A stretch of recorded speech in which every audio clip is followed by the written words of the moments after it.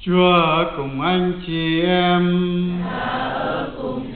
Tin mừng Chúa Giêsu Kitô theo Thánh Gioan. Vào buổi chiều ngày thứ nhất trong tuần, những cửa nhà các môn đệ họp đều đóng kín vì sợ người Do Thái. Chúa Giêsu hiện đến đứng giữa các ông và nói rằng: bình an cho các con. Khi nói điều đó, người cho các ông xem tay và cạnh sườn người. Bấy giờ các môn đệ vui mừng vì xem thấy Chúa. Chúa Giêsu lại phán bảo các ông rằng: bình an cho các con. Như Cha đã sai Thầy, Thầy cũng sai các con. Nói thế rồi, người thổi hơi và phán bảo các ông: các con hãy nhận lấy Thánh Thần. Các con tha tội cho ai thì tội người ấy được tha. Các con cầm tội ai thì tội người ấy bị cầm lại. Đó là lời Chúa. Lạy Chúa Kitô, lời khen Chúa.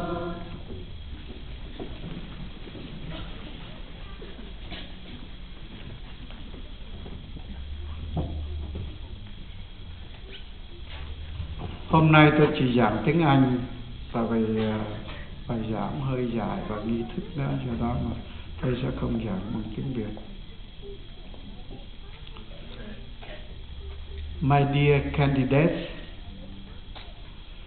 first, my warmest congratulations to all of you who are receiving confirmation today here at our community church. I know you have been preparing for this important day.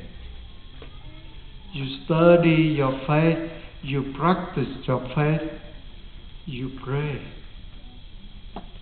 and you do some preparation as well, dress up and everything. In our community, we only have a sacrament of confirmation every 2 years.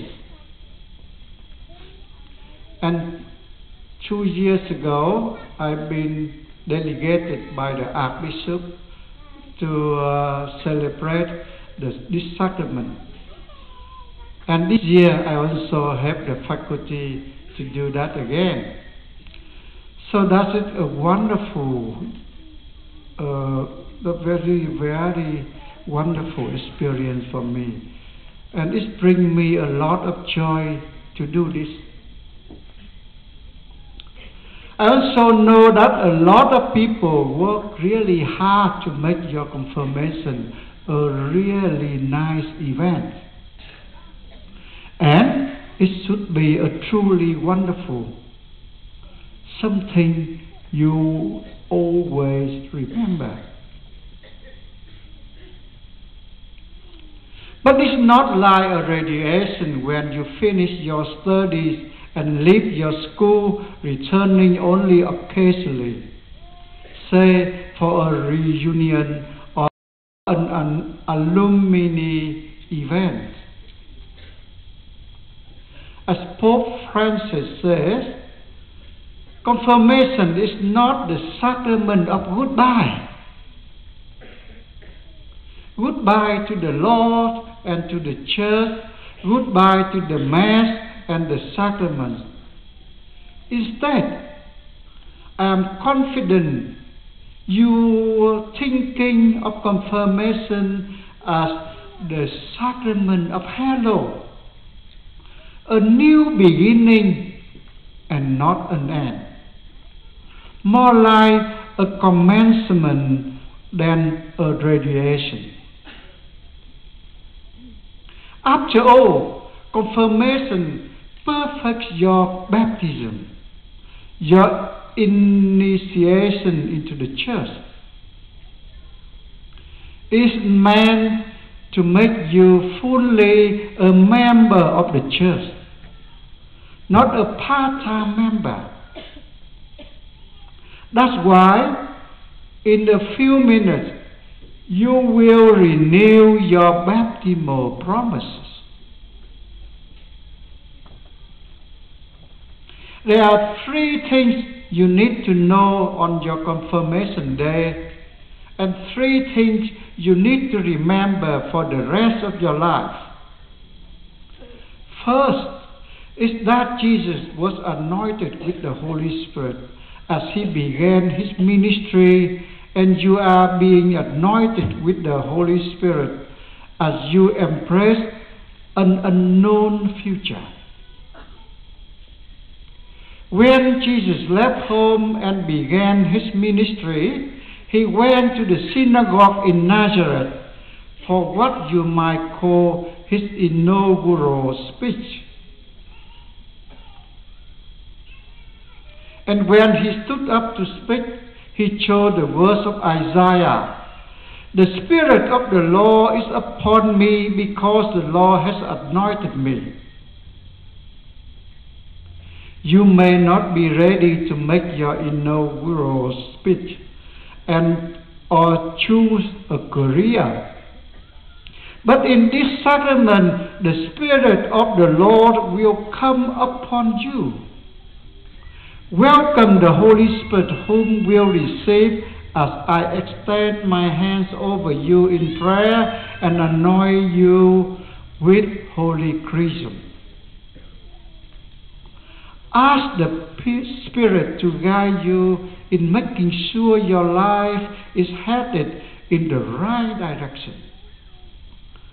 Ask the Spirit's help in decisions you will be making for the rest of your life. Here is the second thing you know. The Holy Spirit connected the apostle to Jesus, and the Holy Spirit will keep you connected to Jesus. We saw this in the reading from the Acts of the Apostle. It's the first reading today. The apostles were Jesus' closest followers. They thought they knew Jesus as they listened to his preaching, saw his miracle he worked, he shared his friendship. But they didn't really know Jesus until after he died, rose from the dead, and ascended into heaven, and sent them the Holy Spirit at Pentecost. It means today. The coming of the Holy Spirit opened their eyes. They not only understood what Jesus taught, but they were connected to him, and so connected that they wanted to be like Jesus in every way. As they became more like Jesus in the Holy Spirit, the more they were filled with joy. So today, welcome the Holy Spirit, who will keep you connected to Jesus by daily prayer, Sunday Mass, and regular use of the sacrament of reconciliation. The Spirit will help you to become more like Jesus in your daily life, to love what Jesus loved and to reject what Jesus rejected. Instead of being greedy, aggressive, and self-centered, you will find true happiness by imitating the gentle, merciful, and loving Spirit of Jesus. And here is the third thing to know.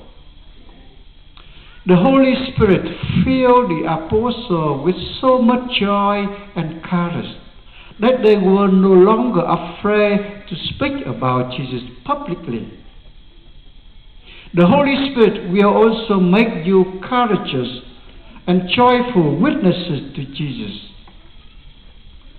When the Spirit came upon them at Pentecost, Peter and the other apostles went out, started preaching the gospel, and winning over thousands and thousands of people for Christ.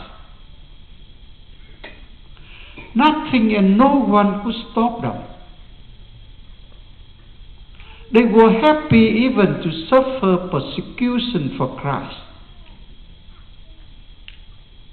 You may not yet know what vocation God has in mind for you, but know that He has something definitely work for you and you alone to do.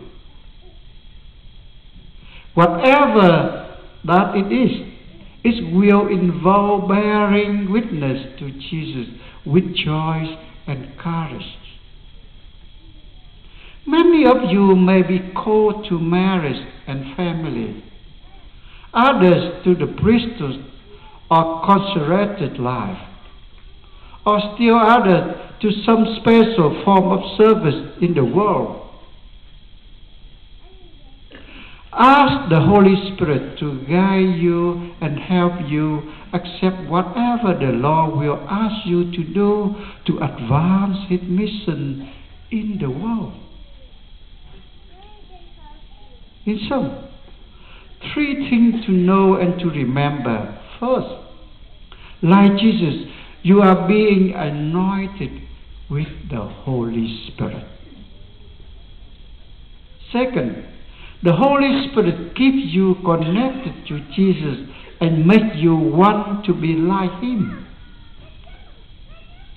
And the third and the last, the Holy Spirit will guide you to accept your true vocation and mission from God. May the Spirit fill your heart today and every day of your life.